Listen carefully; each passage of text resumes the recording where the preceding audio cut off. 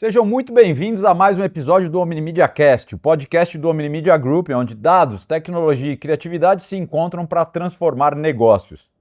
Esse é um espaço onde recebemos as principais lideranças do país nas áreas de marketing, growth e vendas, para ouvir suas histórias e extrair insights práticos que realmente fazem diferença no dia a dia das empresas. Eu sou Paulinho Braga e hoje vou conversar com Emanuele Hensch, Head de Marketing e Communications da Britannia Filco, liderando a estratégia 360 das marcas com foco em crescimento e performance. Antes de ocupar essa posição, ela construiu uma carreira sólida em grandes operações como a Volvo Financial Services, onde teve forte atuação internacional. Manu, seja muito bem-vinda a mais um episódio do Omni Media Cast.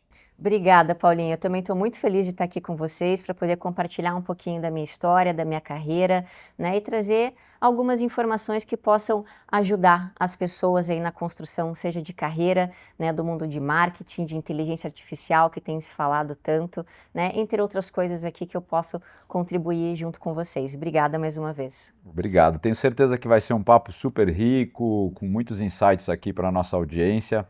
Eu queria começar pedindo para você, mano, que você contasse para o nosso público aqui um pouco da tua história, assim, desde lá do início, qual foi a tua formação, como é que você começou como é que você entrou no mercado de trabalho. Hoje você está numa posição super bacana, que muitas das pessoas que nos assistem gostariam muito de um dia chegar numa posição como essa, então é muito legal ouvir essas histórias, é uma parte que eu adoro aqui das nossas gravações. Claro, Paulinho, na verdade foi muito engraçado, porque eu comecei na área de administração, né, tentando fazer comércio exterior, e eu fiquei por um ano lá e falei, opa, acho que esse não é o meu caminho. E aí eu comecei a trabalhar muito cedo, com 14 anos, numa locadora de vídeo, e ali eu acabei me encantando por pessoas, e foi muito interessante. Eu precisava ver vídeos, filmes, compartilhar as das minhas ideias, do que eu achava, e ali eu comecei a ter a interação com pessoas. Eu falei, eu preciso ir para a área da comunicação. E foi quando eu fiz, né, uma faculdade voltada para relações públicas. Ali eu me encontrei, me senti super feliz. Hoje eu sou formada em relações públicas, publicidade e propaganda, né? Tenho alguns MBAs também focado em gestão de pessoas, para você ver como eu me apaixonei por pessoas. Caramba. E eu fui construindo a minha trajetória. Fiquei 7 anos nessa locadora de vídeo e depois eu tive a oportunidade de ir para a Volvo, que é uma grande multinacional. E ali uma experiência super vasta, Paulinho, muito legal. Entrei como estagiária, né, e consegui chegar ao cargo de gestão ao longo dos meus 20 anos trabalhados lá. Então foi muito 20 interessante. anos na Volvo. 20 anos na Volvo. Que legal. Uma experiência muito bacana, né? E depois desse período veio a pandemia, aí eu queria me desenvolver um pouquinho mais, falei, agora é a hora de eu me arriscar. Falei, vou virar consultora para entender um pouquinho dessa experiência de mercado, até ampliar o meu conhecimento, porque eu estava muito no ramo de indústria e eu falei, quero expandir, né? E esse é o momento, porque a gente conhecia muito de marketing digital, eu trabalhava muito com isso na empresa e eu falei, agora é o momento. E fiquei por 2 anos como consultora. Foi o ano que eu mais ganhei dinheiro, Paulinho, mas mesmo? Eu não consegui me adaptar realmente, porque para mim eu preciso ter uma proposta de valor, né? Uma percepção, algo que realmente eu consiga entender o começo, o meio e talvez o fim em algumas situações, mas essa construção. E aí eu voltei para o mundo corporativo com a Britannia, onde eu estou hoje. Que legal, que bacana, que é diferente, né, essa questão, porque as pessoas quando têm essa experiência de empreender, né, como no teu caso como consultora, tem a questão financeira, que acaba sendo bastante vantajoso, e tem também a questão da liberdade de agenda, né? Exato. Que acaba que você, né, você faz o seu horário, você faz a sua agenda, mas você tem cara de ser daquelas muito organizadinhas, que gosta da coisa muito metódica, capaz até que você goste. Fala assim, não, eu gosto do teu horário, eu gosto do teu negócio, assim, a agenda mais... essa liberdade talvez te incomode um pouco. Talvez. Me incomoda um pouco. Eu sou realmente muito organizada. Eu gosto, né, de fazer tudo programado. É claro que você precisa ter adaptações, principalmente na área do marketing, né? As minhas gestões imediatas sempre falam, Manu, quem te conhece sabe como você trabalha, mas quem não te conhece não consegue entender que você está na área do marketing, porque o marketing é muito dinâmico, é muito criativo, né? É muito de momento e que você precisa adaptar tudo. Então, é muito interessante que mesmo dentro desses desafios, eu consigo me organizar e manter aí a minha forma, né, de agir, como eu gosto, de personalização, né, de todos os processos dentro do meu perfil de pessoa. Muito interessante conseguir essa adaptação ao longo da minha carreira, que hoje já são 30 anos aí, né, seguindo com a área do marketing. Muito legal. Você sabe que recentemente numa entrevista eu disse que, na minha visão, o CMO do futuro ele é menos publicitário e mais engenheiro, né? Assim, o gestor de marketing no futuro é muito mais organizar, analisar os dados, verificar resultado, retorno, do que aquela ideia criativa e aquele negócio. Eu acho, claro, faz parte, é super importante. Inclusive, essa semana eu leio muitas matérias do setor. Essa semana eu li 2 matérias falando que a criação é o motor, é o que puxa todas as outras áreas. Enfim, é uma opinião. Obviamente que quem falou isso na matéria era um criativo. Aí já puxa um pouquinho. Mas eu acho que entre essa parte mais de criatividade do marketing, eu acho que o marketing hoje 80% do tempo é mais chato, né? Qual que é a tua visão sobre isso? O mais chato que eu digo assim é mais método, número, análise. Sem dúvida nenhuma. Acho que ao longo dos anos, né, a área do marketing ela foi se transformando. Antes era muito em desenvolver campanha, fazer ações de maneira mais isolada, fragmentada, né? E a gente percebe que, obviamente, de acordo com o comportamento do consumidor, isso precisou mudar. E as empresas precisaram se adaptar.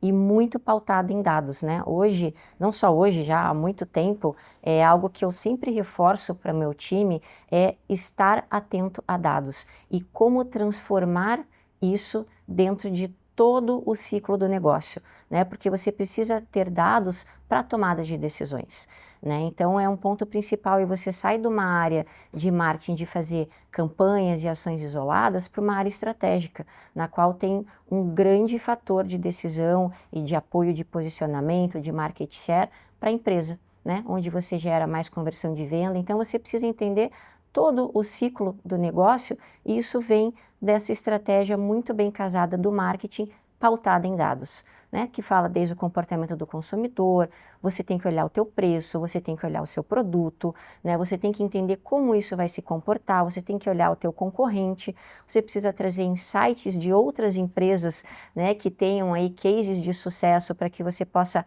adaptar ao seu negócio e eu ter esta visão analítica. Então eu digo que muito do liderança do marketing junto com as suas equipes é ter esse olhar analítico, né, pautado em dados e ser inspiracional. Eu acho que isso faz com que traga uma relevância para o negócio dentro da área em que a gente atua. Sensacional, incrível. Eu não sei se você sabe, se eu já te comentei, mas eu já trabalhei na Mallory, eu já te falei isso? Você tinha comentado comigo em Curitiba, boa. quando você nos visitou. Eu trabalhei na Mallory e eu tenho uma pergunta para te fazer.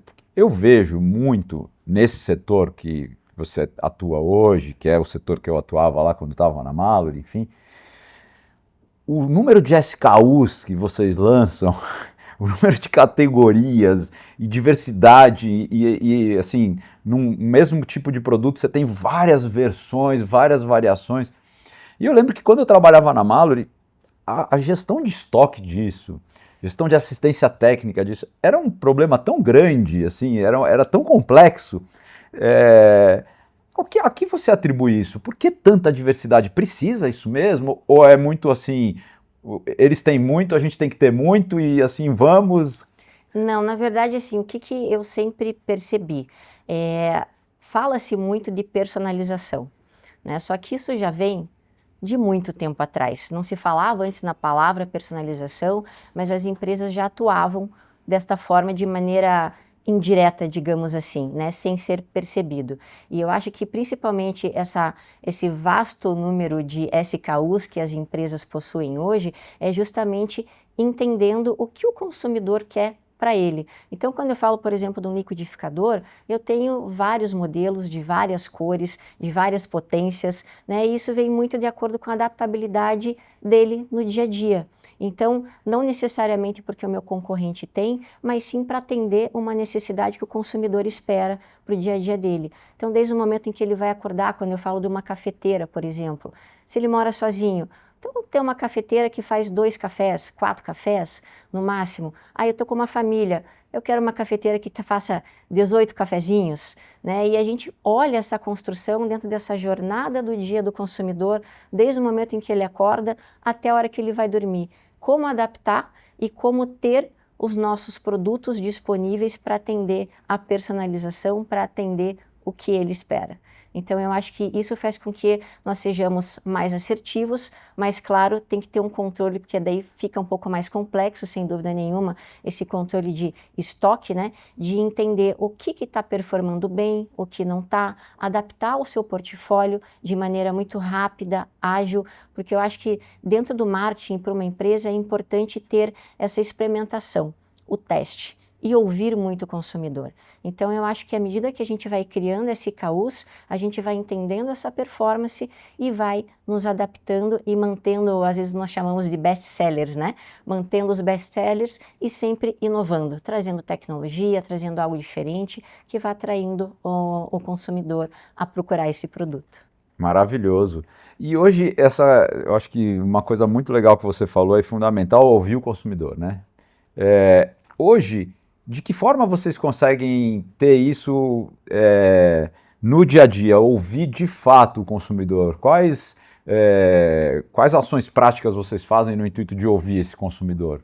Foi muito interessante essa pergunta, Paulinho, porque até a Britânia ela teve um movimento em 2022 no qual nós internalizamos todas as nossas atividades de marketing e criamos a agência BRI Comunicações, justamente para estar mais próximo do nosso consumidor no dia a dia, em que a gente estruturou uma área de planejamento estratégico, de análise de mercado, né, olhando a questão de growth marketing principalmente para ajudar o crescimento do negócio, né, porque eu entendo muito, é muito interessante porque às vezes growth o pessoal acha que é mídia paga. E growth não é mídia paga, growth é método, né, e dentro desse método você precisa olhar todo o ciclo do negócio, né? Desde a parte de ajustar a tua questão de comunicação de awareness, né? Você olhar um funil de vendas e entender todas as etapas dele baseado nessa fonte de pesquisa.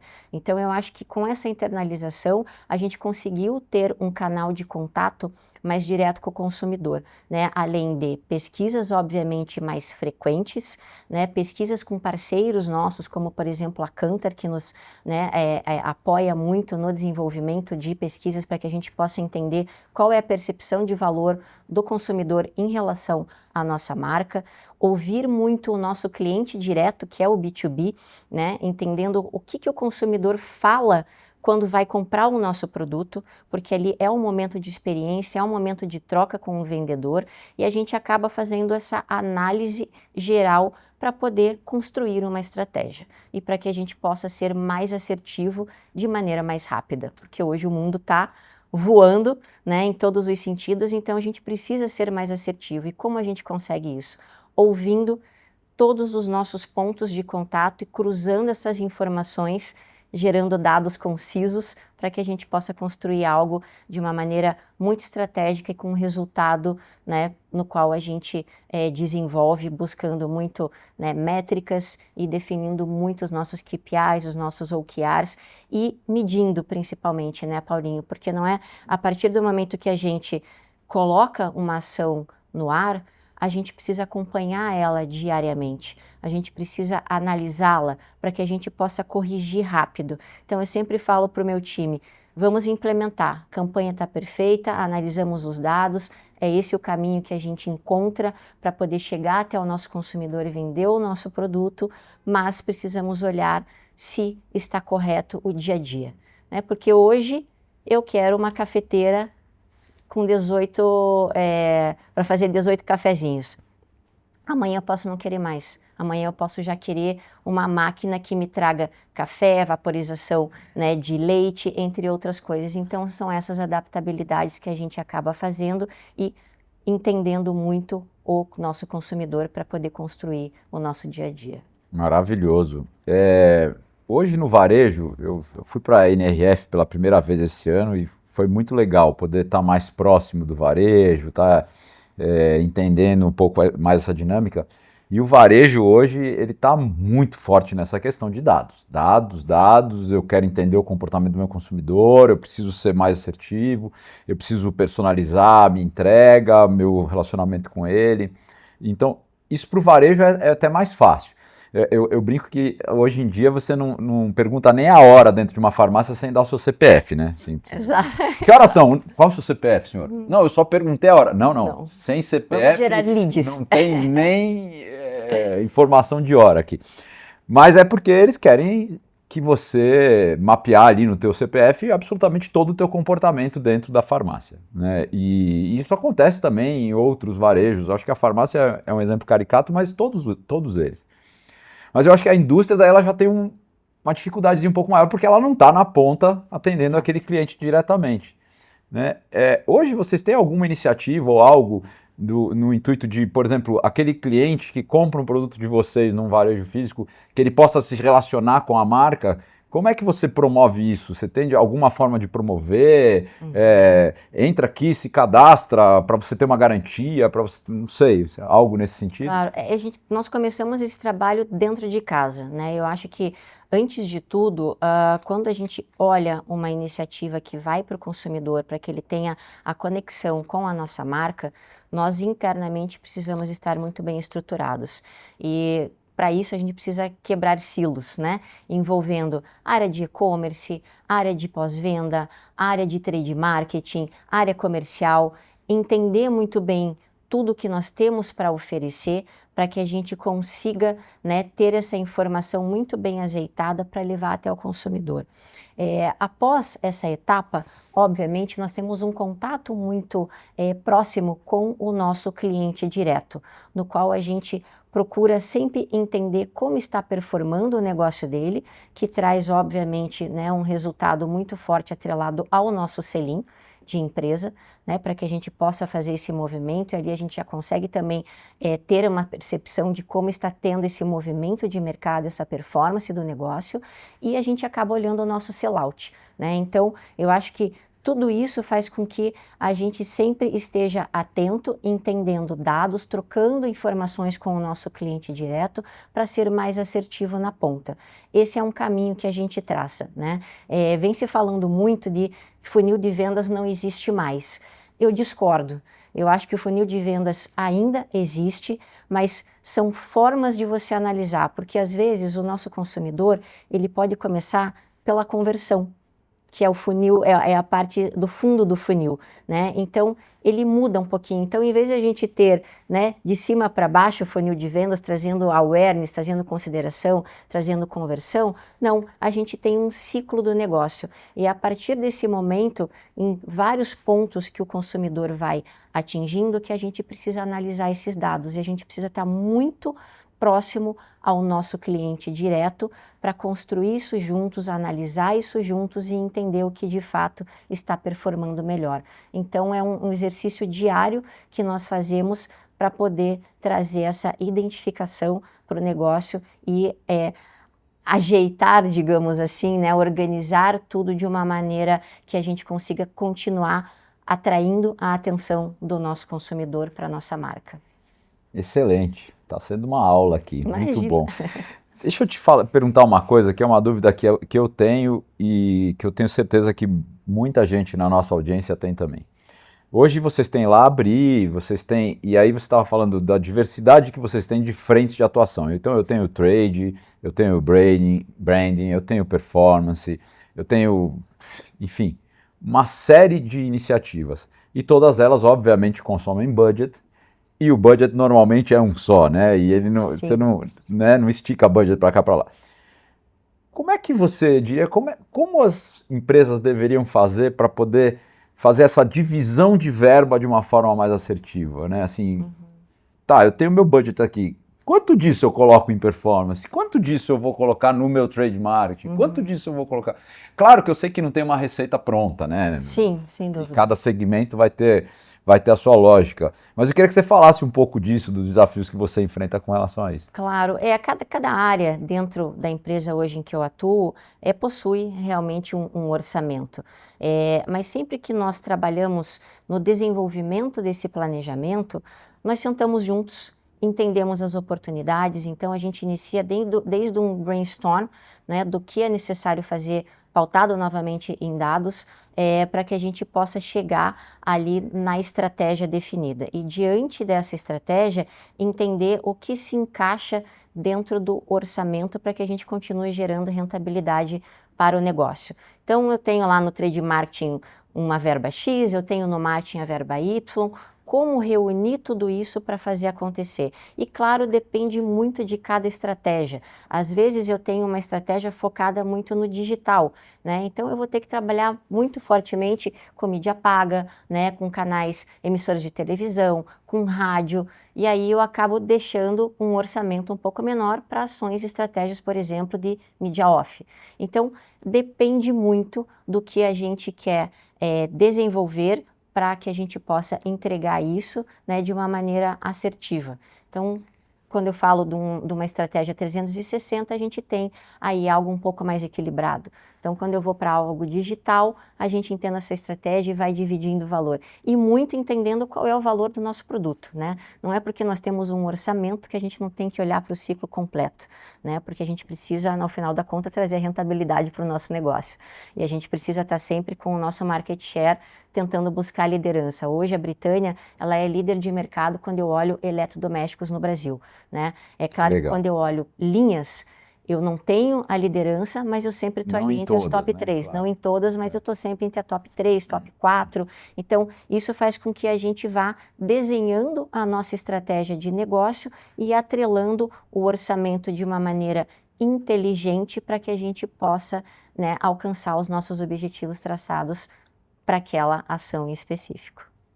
Muito legal, perfeito. A receita realmente não existe, Não, é mais não do sentimento, é do dado, do feeling, do sentimento, da percepção e deste acompanhamento, desta adaptabilidade. Porque às vezes a gente tem um orçamento definido, mas a ação está indo tão bem, está dando um resultado excepcional, às vezes até superando as nossas expectativas, que a gente volta para dentro de casa e fala, opa, precisamos investir mais. Aqui vai nos trazer um resultado e isso vai fazer com que reflita nas outras nossas estratégias, né? Então é o cascateamento. Às vezes a gente tem esse grande guarda-chuva no qual a gente traçou essa estratégia, mas está refletindo tão bem para o negócio que ele acaba respingando, né, e trazendo isso para outras linhas de frente na qual a gente pode fazer essa adaptabilidade de orçamento para que a gente possa manter tudo isso dentro de um mesmo ciclo dentro do negócio.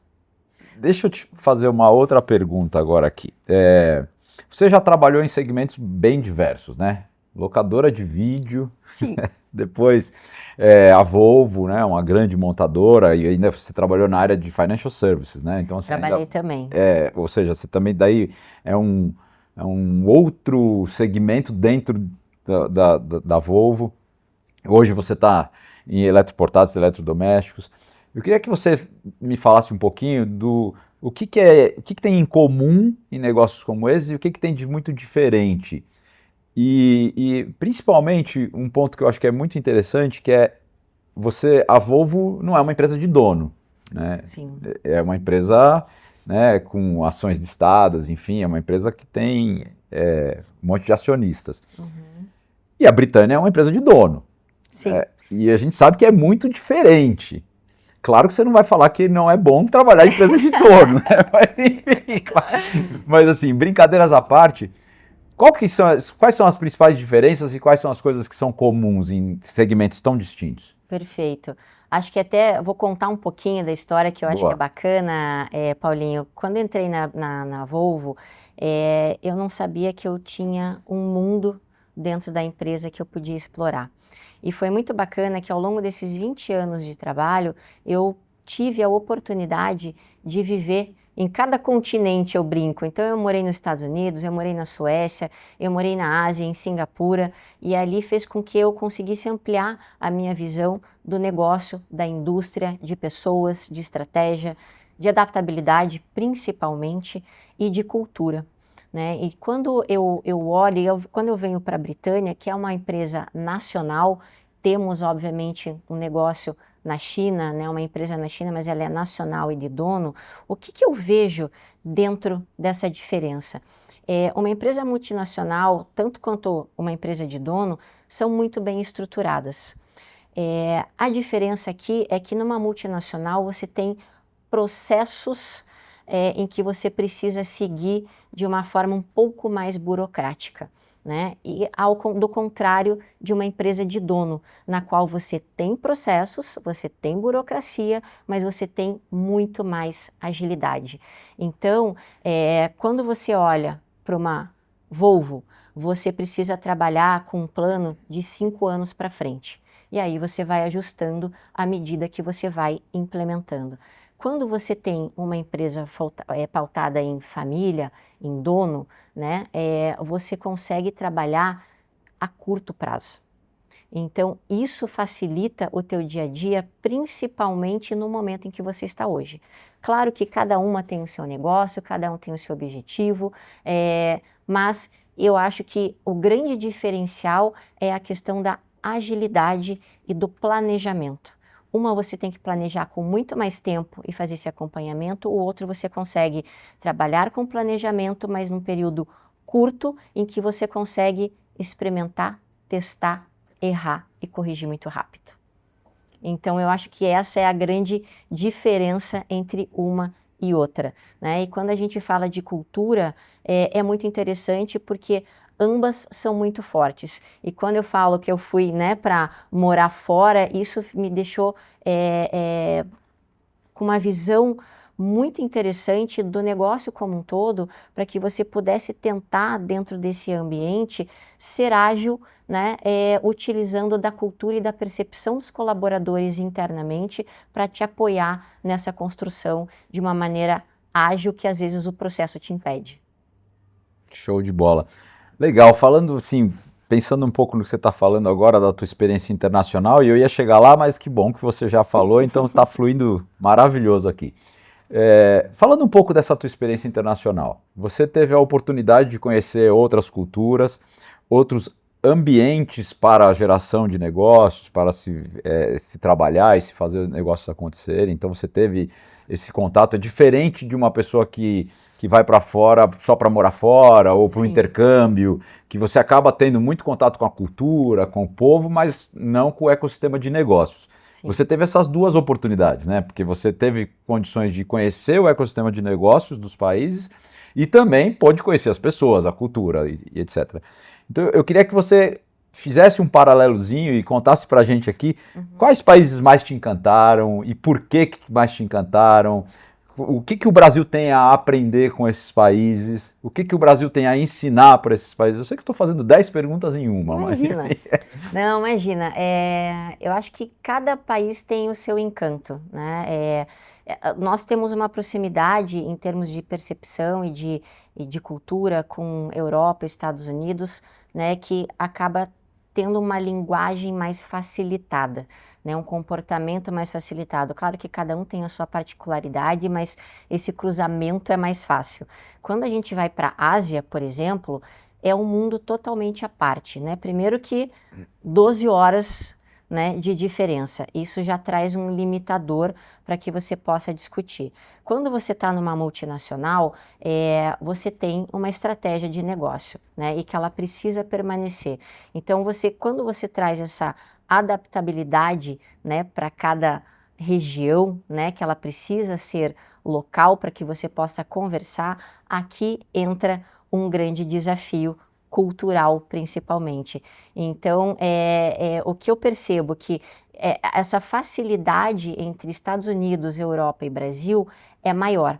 Quando você vai para a Ásia, você precisa contextualizar mais sobre o seu negócio para que você possa convencê-los sobre a aplicabilidade disso na ponta para o consumidor, né? Então eu acho que a cultura ela acaba sendo um decisor de águas para que você possa ter um equilíbrio dentro do teu negócio e dentro do que você espera como objetivo para a empresa como um todo. Eu acho que esses são os desafios que eu coloco, né? Eu tive uma experiência muito bacana com pessoas, então quando eu fui para a Ásia eu acabei comandando aí 9 países juntos, Nossa. né? Então... E você viajava por lá? Eu viajava por lá, então foi muito legal porque eu fiquei 1 ano em Singapura, né? Desse 1 ano acabou se estendendo, eu fiquei 3 meses nossa, me fugiu, na Índia, né? Trabalhando aí com experiências, foi para mim o mais desafiador possível. Eu acho que de todos os países Índia que não eu deve ser fui, fácil, Índia não. é bem desafiador. Tive a oportunidade de ficar em Malásia, fui para Filipinas, fiquei 1 mês no Japão, fui para a China, né, que eram os canais aí de contato, e lá era muito interessante porque a cultura deles é estar próximo, frente a frente. Por mais que a gente olhe a Ásia, um mundo super tecnológico, sempre à frente do resto dos outros países, né, dos outros locais, mas eles prezam muito pelo face-to-face. É mesmo? É muito interessante, né? Então a gente tem ali um contraponto que é a tecnologia, mas eles prezam muito pela pessoa estar ali na tua frente para fechar negócios olho no olho. E já do contrário do europeu, né, e do americano, que você consegue resolver isso muito facilmente através de um call, por exemplo. Mais né? o americano, né? Que é Mais mais o prático, né? americano, O europeu ainda é um exatamente. pouco Então foi muito interessante que dentro desse período de experiência que eu tive, né, eu consegui entender relacionamento, eu consegui entender cultura, eu consegui entender como manter a essência do negócio adaptável a cada região, né, e principalmente quando eu desenvolvia juntamente com uma equipe maravilhosa que eu sempre tive, programas de relacionamento, como passar tudo isso para o nosso cliente direto, né, o B2B no caso, para que ele seja convencido de que a marca que você está oferecendo vai fazer também diferença para o negócio dele. Porque no final das contas, o que a gente quer? O sucesso do nosso cliente. O nosso cliente tendo sucesso, nós temos sucesso. Então eu acho que isso sempre fez com que, né, eu buscasse em cada país, né? E respondendo também a uma das suas perguntas o que a gente tem a aprender, Sim. né? Eu acho que é o equilíbrio da calma, principalmente, né, que hoje tem, atrelado a essa tecnologia e a inserção da informação ao consumidor. Porque hoje o consumidor, ele recebe informação de tudo quanto é lado. E isso a Ásia, ela faz muito bem. Ela tem um storytelling perfeito de contato do cliente entre ele conhecer a marca e ele ir para uma conversão de venda. E hoje, obviamente, mesmo ele tendo né, convertido antes e ter esse contato com a marca, eles fazem muito bem com seus tempos e movimentos, né? Eu acho que esse desafio eles conseguiram construir de uma forma muito inteligente, né? E o Brasil hoje ainda, eu acho que está performando sobre isso, ainda não encontrou. Entende todos os pontos de contato, mas ainda se bate em ter essa sinergia de maneira muito bem azeitada. Então eu acho que isso é uma grande diferença entre eles. Mas do contrário, o brasileiro tem algo que não existe em lugar nenhum, que é o calor humano. É o cuidado, é a emoção, é a sensibilização, é se colocar no lugar do outro. E eu acho que isso conta muito para um negócio, que diferente dos outros países que são mais frios, digamos assim, né? Eles têm ali o calor humano, a preocupação, o cuidado, mas o brasileiro, sem sombra de dúvida, se sobressai e está sempre à frente desse processo. Então, eu acho que é muito um casamento. É sempre a troca de experiência, de pegar o que tem de melhor de cada região, para que a gente possa colocar tudo isso dentro de uma única estratégia para poder implementar e entregar o melhor sempre. Então eu acho que é isso que eu trago muito daqui, é o brasileiro, por ter isso muito forte, né, estar sempre muito antenado, porque nós somos muito antenados, é como trazer essa inteligência, né, para a gente estar amarrado com tudo isso e fazendo acontecer. E do lado de lá, eles têm um pouquinho dessa dificuldade, eles falam, como o brasileiro consegue, né? Então eles também têm essa visão. Então eu acho que é muito da troca, cada um com o seu expertise, somando esforços para entregar o melhor. Excelente, excelente.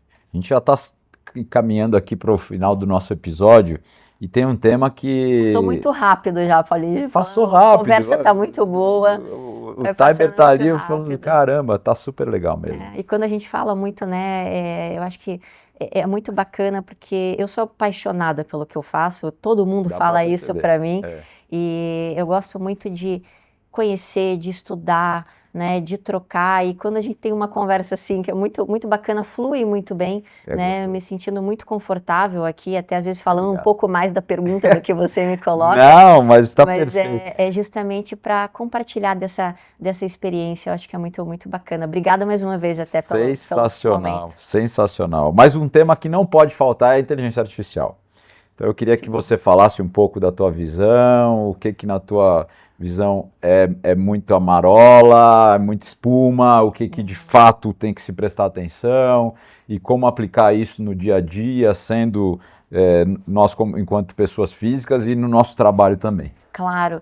Acho que a inteligência artificial, na verdade, ela sempre esteve presente nas nossas vidas, né? De maneira, às vezes, que a gente nem imaginava que era uma inteligência artificial, mas que já estava muito presente, e ela veio, obviamente, aumentando, né, essa visibilidade ao longo dos anos. Eu acho que ela vem para ajudar muito, sem dúvida nenhuma, né? Eu acho que ela vem para ajudar na personalização, ela vem para ajudar na tomada de decisão, ela vem para ajudar na agilidade de processos, mas ela não vem com uma base sólida de proposta de valor, que eu acho que isso é a cereja do bolo para que você sempre esteja à frente, é você gerar a experiência. Hoje, no meu ponto de vista, uma inteligência artificial ela pode te trazer muitas informações, mas ela não consegue te trazer uma proposta de valor concisa para que o teu consumidor ou para que a tua conexão entre marca e consumidor aconteçam de maneira genuína, né? Então eu acho que isso a gente não posso falar nunca, né? Porque a gente não sabe o futuro, mas eu acho que isso é a grande diferença. Então eu vejo a inteligência artificial como um complemento, né? Eu acho que a parte humana ela sempre vai precisar estar presente para trazer essa experiência, essa vivência e esse emocional que a gente falou há pouco, né, Paulinho, que o brasileiro tem muito, né? Então eu acho que isso precisa estar juntos. Quando a gente olha hoje, tem N plataformas, né? Mas que embasamento, o que cada plataforma traz? Hoje, uma complementa a outra. Claro que a gente vê o mercado buscando, às vezes, né, uma estrutura dentro do seu negócio em que ele puxa, né, várias inteligências artificiais para te entregar uma única e você ter tudo no mesmo lugar.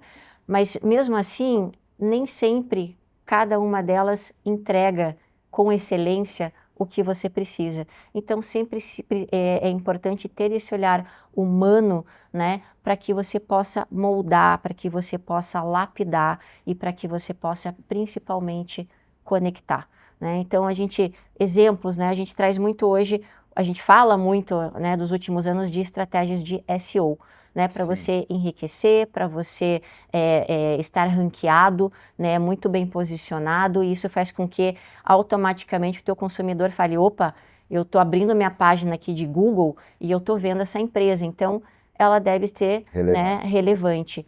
Mas do contrário, quando você vai para uma inteligência artificial, onde muitas pessoas hoje estão procurando informações na IA, você tem que ir para o GO, né? Onde você justamente tem que falar sobre a sua marca, você tem que trazer a relevância e dados importantes. Então, de novo aqui, a questão de dados é extremamente importante para que você possa construir isso e fazer com que a inteligência artificial saiba sobre o teu produto, saiba especificações técnicas, saiba a percepção do teu cliente e você lá na ponta, no ponto de venda, né? Independente do negócio em que você atue, né, você tenha a pessoa trazendo essa personalização de maneira experimental, né, mostrando o teu produto, você ali tomando o teu café, você com o produto do Air Fryer, fazendo uma degustação do pãozinho de queijo quentinho e o principal que a inteligência artificial não entrega, a sensação, né, então... Claro. Eu falo do Air Fryer, eu estou te falando do pão de queijo, você vai imaginar na sua mente, né, aquele pãozinho quentinho, né, que quando você abre ele tem o puxa-puxa, mas e o cheiro? Quando eu falo de uma boticária, de um perfume, como que você traz essa sensação? Então eu acho que isso a inteligência artificial ainda não entrega, não sei lá na frente. Mas... eu acho que lá na frente vai acabar conseguindo, sabia? Eu também acho, Quando mas a gente hoje... pensa numa Neuralink, por exemplo, que coloca um chip no teu cérebro, aí ele vai começar a interpretar até sentimentos. Exatamente. Esse café, o que ele gerou aqui no cérebro?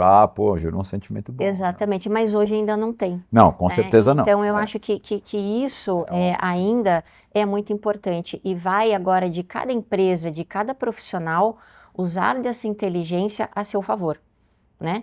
Para ela, porque tem muitas pessoas ainda que são adversas à inteligência artificial e essas pessoas vão ficar para trás, porque não tem, é um mundo sem volta. Não dá. Então você precisa da inteligência artificial ao seu lado, construindo junto e você tendo essa inteligência para manter esse equilíbrio, né, dentro do teu negócio. Eu acho que esse é o grande desafio e hoje a gente ainda tem a vantagem, né, como eu comentei, não sei lá na frente, dessa questão de humanização, que eu acho que é extremamente importante dentro de qualquer situação, né, e aí você traduzir isso para o dia a dia das pessoas, quando você tem momentos, né, de nascimento de um filho, né, de um casamento, de você acompanhar o seu filho crescendo, isso a inteligência artificial nunca, aí é nunca mesmo, vai te trazer esse sentimento e como você introduzir tudo isso, né, o teu negócio, o teu produto, dentro desse contexto, dentro dessa jornada, né, dentro dessa história tão enriquecedora. Então eu acho que é esse equilíbrio que a gente precisa estar olhando, né, para poder estar muito atento, sempre entregando o melhor. Perfeito, maravilhoso. Agora, sabe o que eu queria para a gente encerrar aqui? Eu quero que você conte um pouco da Manu. A gente já falou tanto da tua experiência, mas conta pra gente um pouco quais são os teus hobbies, o que é que você gosta de fazer, como é você na pessoa física? Manu na pessoa física é desafiador, né? Porque eu tô com 47 anos, indo para 48, quase, né? Tá ótimo. Meio século aí. Ótimo, e é muito bacana, porque cada um busca, obviamente, né, ter na sua vida pessoal um desafio, algo diferente. E eu, quando olhei lá atrás, quem seria a Manu, eu me pautei muito em ter uma família muito próxima, né? Mas estar focada principalmente no meu profissional e por isso que eu falo que eu sou apaixonada, né? Eu não tenho filhos, tenho filhos cachorros, que eu sou apaixonada por cachorros, por animais, né? Mas eu tomei uma decisão lá atrás de ter o meu desenvolvimento como pessoa olhando muito o profissional e aproveitando muito disso para o meu pessoal, né? Então, quando eu tenho experiência fora, né, que eu moro fora, eu procuro levar isso para o meu momento, né, de lazer, né, explorando ambientes, cidades, gosto muito de viajar, então eu acabo atrelando esse cuidado de profissional, né, com a Manu pessoal. Então muito do que eu gosto de fazer é viajar demais, né? É fazer ações com animais que me tranquilizam, me equilibram, me renovam as energias, né? Eu gosto muito de ler, eu sou aficionada por estar muito atenta ao que está acontecendo, né? Não só no quesito de assunto profissional, mas de mercado como um todo. Então, acho que no meu momento de lazer eu sempre tô lendo um livro, tô buscando, né, podcasts como os de vocês aqui para poder me entender como pessoa e saber como melhor tirar esse aproveitamento do que, né, eu tô conhecendo ali para o meu pessoal. Então, a Manu é uma pessoa muito tranquila, que gosta muito de viajar, que gosta muito de dividir, né, o seu conhecimento e de olhar muito para as pessoas. Não foi à toa também que eu fui para buscar, né, um profissionalismo, um desenvolvimento profissional na questão de gestão de pessoas, para que eu possa levar um pouquinho disso para cada uma delas, né, e principalmente trazendo um pouquinho desse meu lado humano, digamos assim, né? Porque as pessoas às vezes olham a Manu e falam, nossa, a Manu é dados, a Manu é técnica, a Manu tá só trazendo direcionamento, mas não, pelo contrário, né? Eu acho que a Manu, ela é uma pessoa muito tranquila e que gosta de conviver com pessoas para poder aprender muito e levar isso para todos os seus, né, para suas frentes aí como pessoa. Excelente. Parabéns. Muito Parabéns obrigada. pela tua É um história. pouco difícil a gente falar de nós mesmos, né? Não. Mas Quem tem conteúdo como você não é difícil. Imagina. Agora, o pessoal que quiser entrar em contato com você está nas redes sociais hoje? Podemos divulgar aqui LinkedIn, Instagram? Pode, por favor. Eu estou no LinkedIn, né, como Emanuele Henke, que é o meu nome. Estou no Instagram, tenho canal no TikTok, né? Eu acho que dentro da nossa área, obviamente, né, a gente está em todos os canais, muito ativa no LinkedIn, com certeza, mas super à disposição para trocar informações, para conversar. Às vezes a gente não consegue responder na hora, né, em razão justamente aí de uma série de atividades, mas eu gosto de atender muitas pessoas, né, trocar muita experiência. Eu acho que a construção da minha carreira foi pautada nisso, foi pautada em ouvir pessoas. Eu tive muitos mentores no qual eu aprendi muito, procuro compartilhar, mas eu acho que essa construção, seja tanto na vida profissional quanto na vida pessoal, ela é muito rica em troca de experiência. É isso que eu procuro fazer no dia a dia. Então, minhas redes sociais aí estão todas abertas, não é nenhuma para aceitar convite, pelo contrário, elas são todas abertas para que eu possa sempre ter o maior número de pessoas envolvidas, né, para esse meu conhecimento estar cada vez mais amplo, eu poder contribuir de uma melhor maneira, né, com todos e saber muito mais, ganhar mais experiência com, né, o conhecimento de cada um. Excelente, excelente. Foi uma aula. Bom, muito obrigado, Manu. Imagina! Pessoal, chegamos ao fim de mais um episódio do Omni Media Cast. Já sabe, se você gostou, comenta com o pessoal, incentiva, fala para que as pessoas venham conhecer aqui esse nosso espaço de trocas. E você já sabe, segue a gente no Instagram, Spotify, YouTube, @OmniMediaCast. Obrigado e até o próximo episódio.